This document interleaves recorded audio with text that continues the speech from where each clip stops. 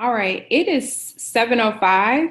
So I want to go ahead and get started to walk you all through how to utilize the Faith Plus Finances budgeting journal. I came up with, so I'll just explain a little bit. Well, y'all know me, but just to give a quick introduction, I'm Rashida Thomas.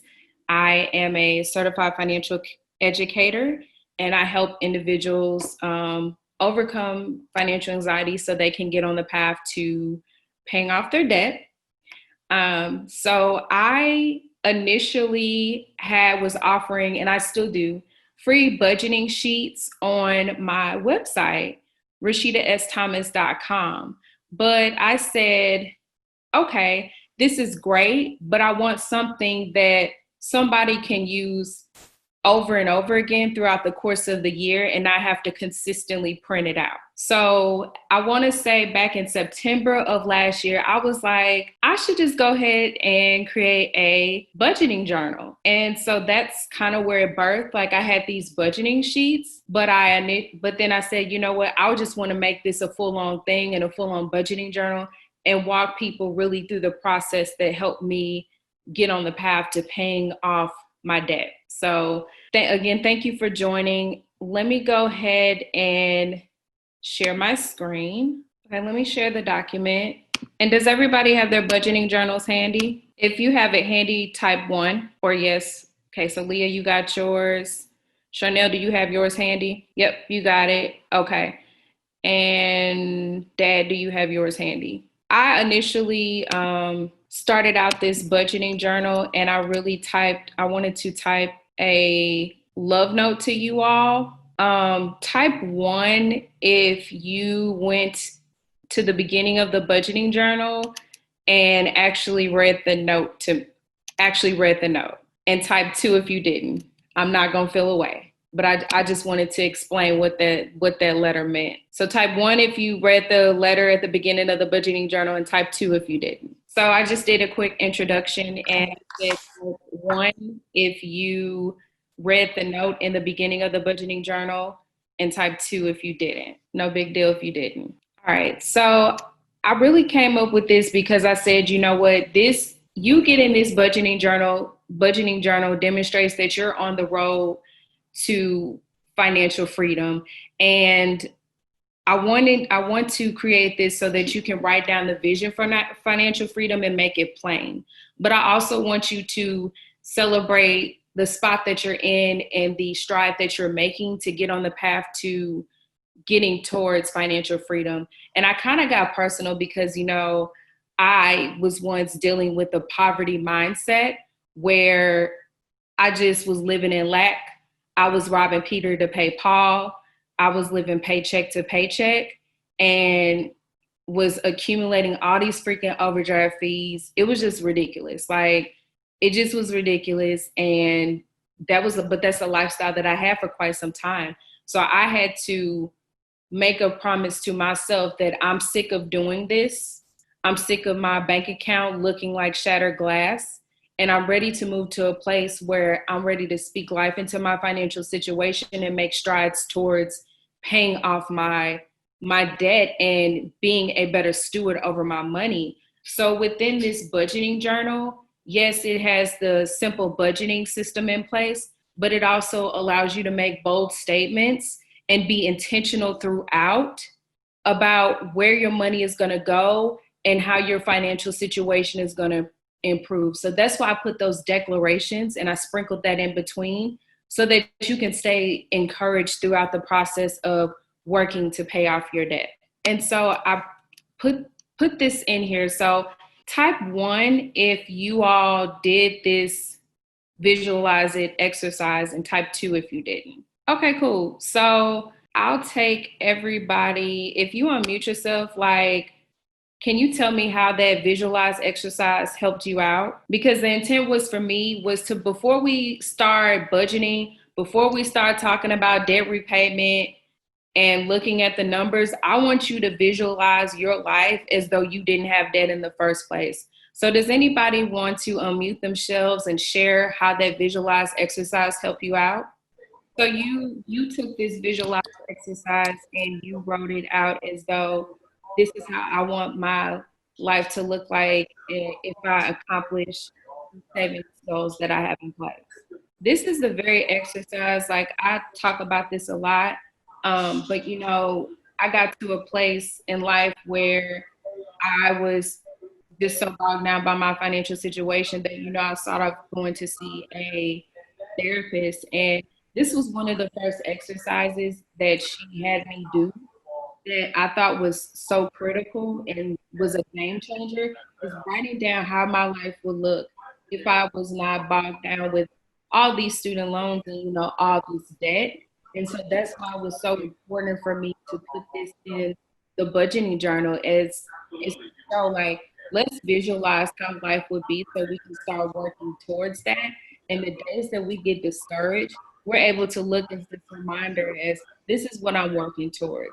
Like I understand that it may not happen overnight, but I'm still making strides towards this. Would anybody else want to share how the visualize it exercise was helpful for them? So I'll go ahead and keep moving. And so I put in here some debt overview sheets. And what I did was, and I'll put the talk about the instructions. So when I really got on the path to paying off my debt, I had to first work on I use the debt snowball method. So you hear about the debt snowball method, then you hear about the debt avalanche method. What made sense for me was the debt snowball method. So that was tackling the smaller debts first to get my small wins and build momentum and build my confidence. And then I start tackling the debts that are larger. So, and then it was important for me to get these smaller wins to help shift my mindset because I was avoiding looking at my numbers anyway. And I really wasn't sticking to my budget to begin with. So getting these small wins was helping with a mindset shift as well. And I specifically put in the instructions to assign a realistic date to when you think the payoff will be for your debt. And I said, based on your habits and lifestyle. Like, we got to be real with ourselves. We know what our lifestyle is. We know what we consistently do and how the type of life that we want to live.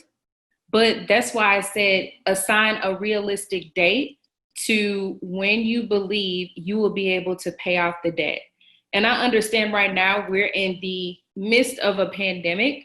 So it's okay if you're not using these debt overview sheets and you're just making the minimum payments on your debt because we're literally in a pandemic. You need to be spending your money by stacking your savings and building an emergency savings.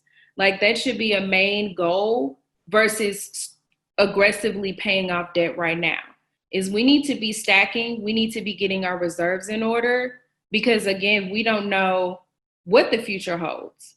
Coming out of COVID-19, things are not going to be the same. And so we just need to be able to build our nest egg, build up our emergency savings, and then we can get back to debt repayment once that emergency savings gets up to, 3 to 6 months of your expenses. But I still go over the debt overview worksheet.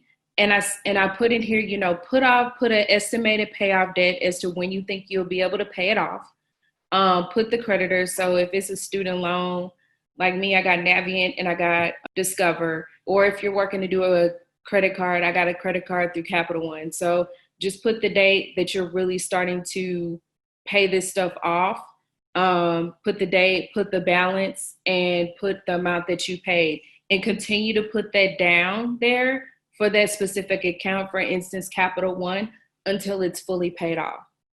And another thing I want to say is don't beat yourself up if you don't make the estimated payoff date. The key word is it's estimated. Like, life happens. I mean, clearly we didn't see a whole pandemic coming. So it's okay if you were making progress with aggressively paying that account off and you just had to pause and start making the minimum payments. Like, it's okay. But that's the gist of the debt overview worksheet. And I put several of these throughout the budgeting journal so that you can have them. And I really want to say, please focus on paying off one debt at a time. Because if you're trying to pay off multiple debts at one time, that can get frustrating and it can get confusing and it can discourage you. So focus on paying off one debt at a time and then go to the next one. She said, that's me. One debt at a time. One debt at a time. Literally one debt at a time. Then get your small win and then move on to the next. Like, we're not trying to put this undue stress on ourselves. I put another declaration in here. And these declarations, y'all, is just stuff that helped me personally. It's just good stuff. But before we get into the expenses in a monthly budget, I just really want to talk about the reflection piece. And in your budgeting journals, there should be a reflection piece that's first, and then you'll see an expenses page, and then you'll see a monthly budget page. So how I've been utilizing the reflection page is I literally take that scripture with the reflection before I start anything with my budget and my expenses. I literally sit down as a reflection at the beginning of the month, and I literally write out this scripture. And this scripture is Philippians 4:19, and it says, and this same God who takes care of me will supply all your needs from his glorious riches, which have been given to us in Christ Jesus. Like, I literally just write that out, and then I reflect on that. And the beginning of April, who would have thought we still would have been in this? But I've been leaning on the fact that all my needs have been supplied. Not some, but all of my needs have been supplied. So reflecting on that and using that as a positive basis before I even start getting into my money. So I'm bringing God into the center of my money situation and what God I go and getting my mindset together before I start digging into the numbers. Because there was a time where I didn't want to look at the numbers. I just didn't. I was embarrassed. I thought it was too much, and I thought I was beyond help. But sitting on here, reflecting and bringing God into the center of that has been tremendous. And now I'm able to go and look in the numbers. So with expenses, I want to talk through that. But before I do, did anybody have any questions? Because I talked about the declarations. I talked about the debt repayment worksheet. Does anybody have any questions before we dig into the expenses and the budget piece? All right, so let's talk with the nitty gritty. Let's talk about expenses and budget. So with the expenses, every month, I literally go through. So like, I'm about to do my May budget. So at the top of the month, I'm going to write down May. And I do it in numerical order. So every single expense that I have, I write out for the month of May. So I write the due date, I write the expense, and I write the amount for every single thing. And so often, and I'll give y'all a tidbit about expenses, so often we do not include our self-care things. We just don't be including that in our expenses when we should. So before COVID-19, I would have the expense of getting my hair and nails done. Not hair really, because I wear units, but I would go get my nails done and my feet done. And you got to include that kind of stuff up in your expenses. Because if that's a non-negotiable for you, then you got to include that kind of stuff up in your expenses so you can plan for that when you're writing out your budget. So adding your self-care items into your expenses is something that you need to do. So I literally, and to give you examples, so I mean, of course, and also y'all put in Netflix, I got Audible, I got Hulu. I include those into my expenses so I don't have any type of surprises in my bank account. So including all those things along with, my Apple Music, just everything. I include all of those expenses during that listing of the monthly expenses. So before we start talking, and that's another thing, for your expenses, you need to know your spending habits. You need to know how much you're spending, what you're spending money on, and how much. So I think a good thing before you get into your May budget, and when we were in a full month of COVID-19, look and see what you were spending money on and how much, and account for that for your May budget. So you're not missing out on things, and you're not just putting random dollar amounts down for things that you're spending money on. She said food. So listen, so my grocery bill looked way different than it ever has because we were at home. But another thing is that I was trying to support local businesses. So I had to account for some pickup when I didn't feel like cooking. So it'll be good to look through April and see how much you was spending at the grocery store, and then put a line item for groceries for May, and see how much you were spending on pickup, so that you can and see how much that average dollar amount was, and then you can plug that into your expenses. So type 1 if that makes sense, and that's type 1 if that makes sense, and that's helpful. So yeah, we're trying to put realistic dollar amounts into our expenses so that we can budget for those items, because the purpose of the budget is not to restrict you, but it's to tell your money where it's going. So do we have any questions about expenses? So let's talk savings. So I automatically have, every time I get paid, I have a specific dollar amount that I'm comfortable with that goes, it doesn't even touch my bills bank account. It goes straight to my savings that I don't have access to. I'm not going to tell you a specific percentage. It's whatever dollar amount is comfortable. So with savings, I say the levels that you're looking to get to is, the first one would be, okay, let me build my savings to $500. Then let me build my savings to a G. Then let me build my savings to 3 months of expenses. Then let me build my savings to 6 months of expenses. So if you are comfortable every pay period of having $150 or $200 coming straight out of your check and going to your savings account to help build your emergency savings fund, then go with that value. But I have a specific dollar amount that I'm comfortable with that goes straight to my savings account, and it doesn't even touch my bills account. And I don't have access to that unless I go straight to the bank.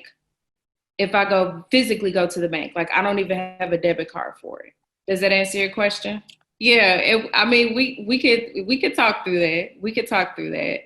But people give percentages and be like, oh, it needs to be 20% of your paycheck. And I'm like, we want you to get started with the dollar amount that's comfortable with you. Whether it be $50, whether it be $25, it's automatically going and you not touching it at all. Have it automatically come out. Like that money automatically comes out my check and goes straight to the savings account. And I only see it if I go and look at my savings account, I log into my savings account. Otherwise, I don't see that money. So that's the amount of money that I'm used to working with, paycheck to paycheck. So let's go back to the monthly budget. So literally with the expense sheet, I take for each pay date, whatever pay. So for instance, if you're about to get paid tomorrow, the 1st, then I would put everything that's due from the 1st until your next paycheck. And then I would put the due date, I would put the expense, and then I would put the amount that was paid and cleared. And then I would check it once it's cleared, so that you can keep a rolling count of what has cleared your account and what has not. And most of my bills come out automatically, but I still double check and make sure that everything is clearing and that there are no surprises. So I literally just take everything from the expense sheet and I match it from pay date for each payday in the month. Let me go back through the monthly budget.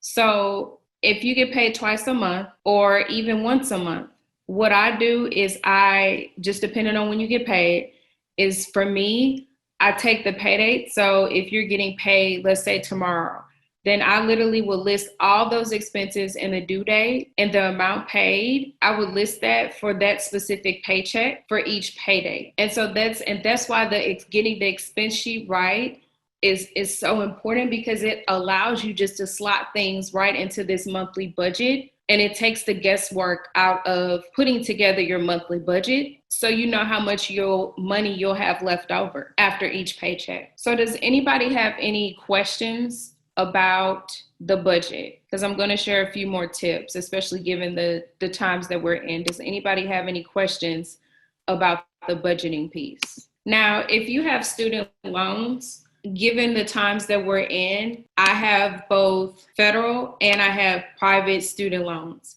And with my federal student loans, there's no interest that's accumulating until September, the end of September. And then also there are no payments due because of COVID-19. So for right now, I am not putting that into my monthly budget. And then also for my private student loans, they are allowing us not to make payments until June due to COVID-19 as well. So I'm not including that into my monthly budget.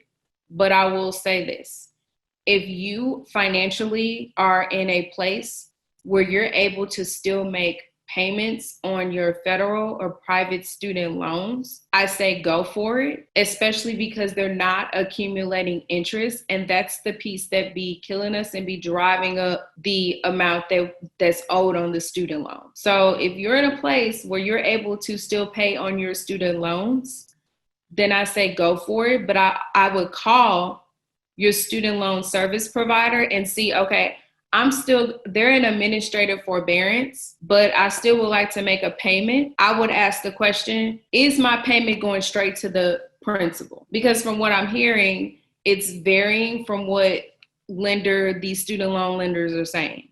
So I would double check to see how that payment is going to be applied. Is it going to go straight to the interest, or is it going to go straight to the principal? Or is it going to be divided amongst the principal and the interest? So I would ask that question if you're in a position to continue to pay on your student loans, even though they are in administrative forbearance. And you can keep your federal student loans in administrative forbearance and still make payments on them. So does anybody have any questions about that? Yeah, y'all, it's April 30th. So go ahead and do your May budget. And I mean, to me, I'm still going to be in the house, but I still would take a look at what April looked like for you before you start tackling your May budget. And then when we are technically ready to go outside again, then I would compare what you were spending January and February before you complete your June budget. So I'll say that again, because January and February was pre-COVID. April we fully in COVID. So for May, we still kind of fully in COVID. So I would base my budget for like your food and self-care. I would base that, and gas and whatnot, I would base that off of April to do my May budget. But like June, if you know you're going to be going outside and whatnot and moving and grooving again, then I would take a look at your spending habits for January and February before you do your June budget. Does that make sense to everybody? If you know you're still going to be doing that in May, then account for that in your expenses and then slot it into your budget. And don't feel bad about things that are non-essentials for you. If you are in a place, but don't go, I wouldn't compromise your savings. I wouldn't be digging into my savings to do Amazon shopping and whatnot and digging into my savings for non-essential items. But I would say if you have the means, I would account for that in your budget so you're not going overboard. All right. So does anybody have any budget questions? Any budget questions? Oh, let me speak on retirement. So with retirement, I have a 401k and I have it set up where I'm contributing to my 401k only to what my company is matching because that's free money. And that's what I'm doing. I'm not doing anything over that because I'm working to pay off debt. So I just wanted to throw that tidbit out there as far as like if you have a 401k, and even for my entrepreneurs on the phone, I'm not sure what type of retirement vehicles you have, but they do have I want to say it's through Oppenheimer. They do offer self-employed 401k plans, and that's through Oppenheimer. So let me know if you want more information about that. But does anybody have any more like budget or savings questions? I just want to also throw another tidbit in there. If you are in a place where, you're not able to really start tackling some debt and whatnot, and now let me scroll. That's why I gave like extra sheets to reflect. And let me go to the back. So towards the back of the journal, I put like an extra sheet or two of just thoughts. And like when I was really struggling, I'd be like, okay, God, I will write that stuff out. Like I want to pay this off by this time. I want to pay this off by this time.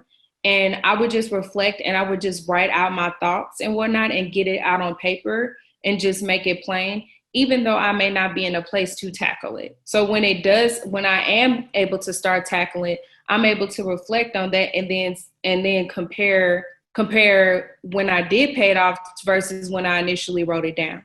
Like during my process of paying off debt, like I have to reflect and I have to put out goals and stuff, even though I'm at of where I want to get and speak life into that, even though I'm not able to tackle it at once. Like for instance, I am working to pay off my private student loans first, and I'm almost there, but I still put it out there the vision that I want to have my federal student loans paid off by December 31st of this year. So I'm putting all that stuff in my budgeting journal, and I'm still speaking life into it and speaking from a place of abundance and staying positive, knowing that I am working to accomplish that. So I hope that makes sense. And that's why I think that reflection and those extra sheets of paper can be used for. And that's how I've been using it, is just to write out some additional financial goals. So like for me, I get paid twice a month. Now I will say this, in some feedback that I got on the budgeting journal, it has amount paid, but I think it's a good thing for things that are varied to have another box. And this will just be for a future version to put what you actually pay. Just put no, because ahead of time you get your electric bill, and are you able to account for that in your budget? So it shouldn't really vary.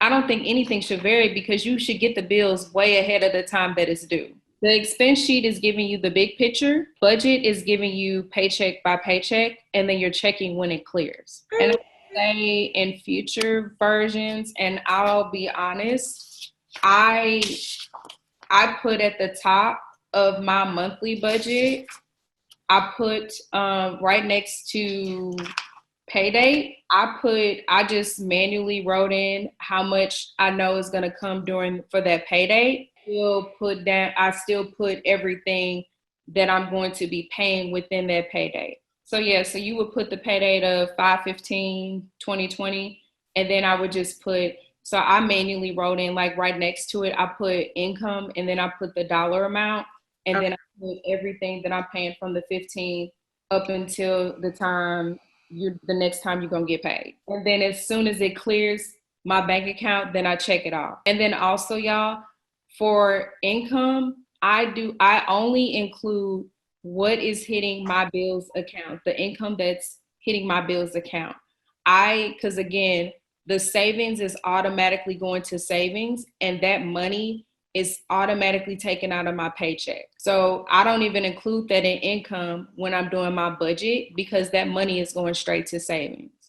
And that's been extremely helpful for me. So I'm not trying to manually transfer money from my one bank account to another. Like, I don't see it. Another way I save money, y'all, is I use Digit. That allows me to like mindlessly save money. That's a good tool as well that I use just to save money mindlessly. So like as you're spending, it's going to round up to the nearest $1 or $2, and it takes that extra and it puts it into a FDIC insured account.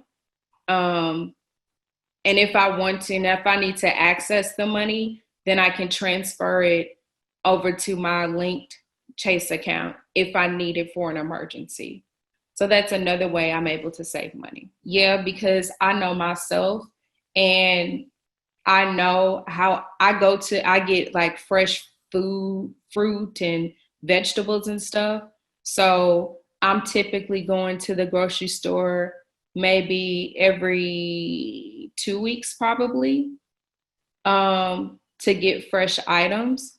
So I'm just typically trying to go twice a month. But if within that specific payday, if you know you're going to the grocery store twice within that payday, then I would account for that. I would split up that expense amount. So I'm gonna have groceries. It'll be 125 for this pay period, and then 125 for the next pay period. But the total that you put on the expense is 250 for that month. So how much are you spending? Like, are you going back and looking, like, for the month of April, see how much you spent at the grocery store and account for that and your expenses and split it? So like in between pay dates, how much did you see how much you have to split that up? And there have been months, and that's another thing, we gotta know our emotional triggers and what we do. So like if I'm stressed, then I'll go and I'll eat my emotions. Take that stuff because it'll show up on my bank statement. It'll show, oh, I've been like, oh, I knew my trigger. I was stressed this month, and all this eating out that I was having, all these crazes that I was having because I was stressed. So I'm just saying, like, just that's why it's so critical to look at your spending habits and then just be able to account for it, but then give yourself some grace. And we're not gonna get this stuff right overnight. Like, it takes time, especially to build this type of discipline. When we're so used to operating in a certain way, it's going to take time.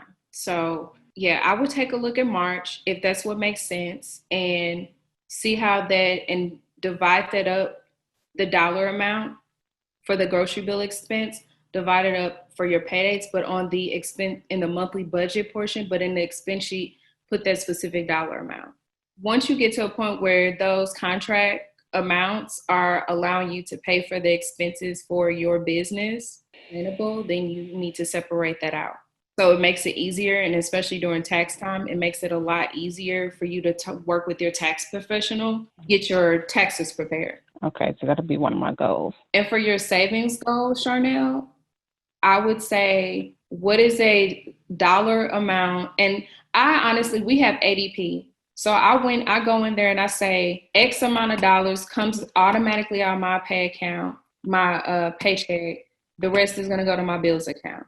So what dollar amount, with your savings goal in mind, are you comfortable with automatically coming out your account and going straight to savings? That is going to work to get you to having 6 months of expenses.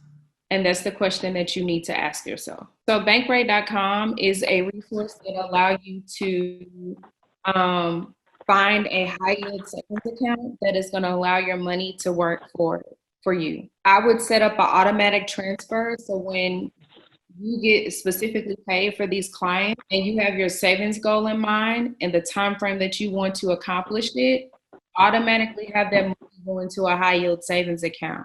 So you can take the onus off of yourself. I'm big about automating savings and try to automate as many of your bills out as possible that you're comfortable with. So do we have any more questions? And y'all put your money goals in here.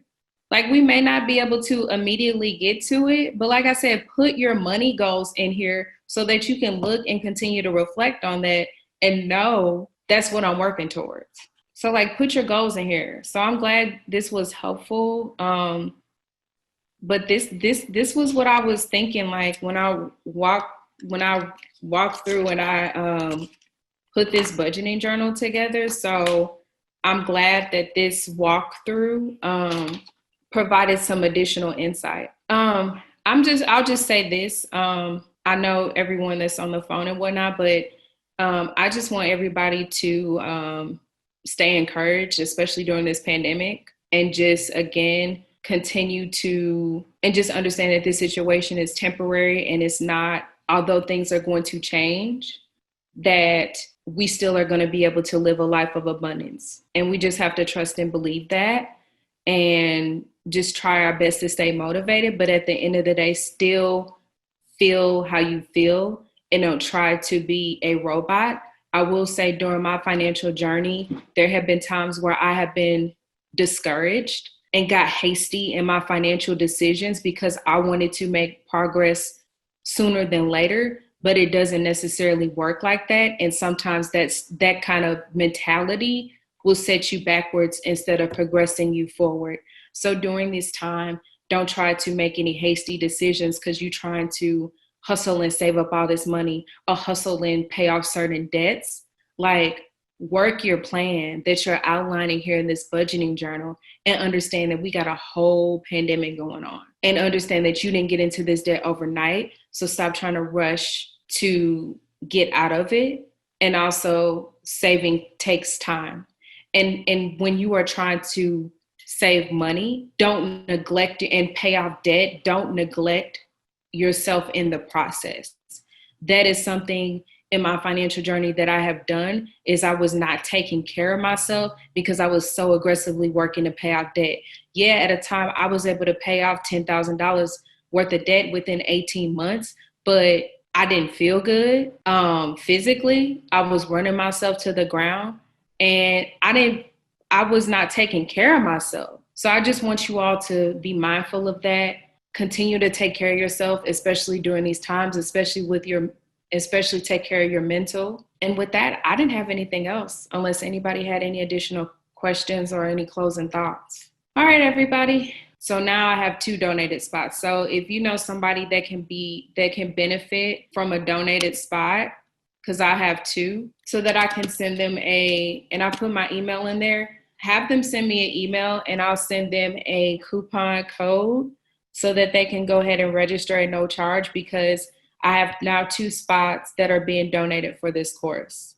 So if y'all know somebody that can definitely benefit from the class and is at a place where they're able to receive the information that I'll be giving and in a place where they're ready to make a change, a true transformation in their financial situation, then please have them send me an email ASAP. I'll be closing registration tomorrow at 5 p.m. so that I can prepare to serve the students that are going to be in the class. So I'll be taking that down at 5 p.m. Central Standard Time tomorrow. So please have them send me an email ASAP so that I can get them properly registered. Let me know if somebody would be interested in that, and then have them send me an email at info@rasheedasthomas.com. And registration is still open. So if y'all know somebody that can benefit from the class, y'all are powerful women.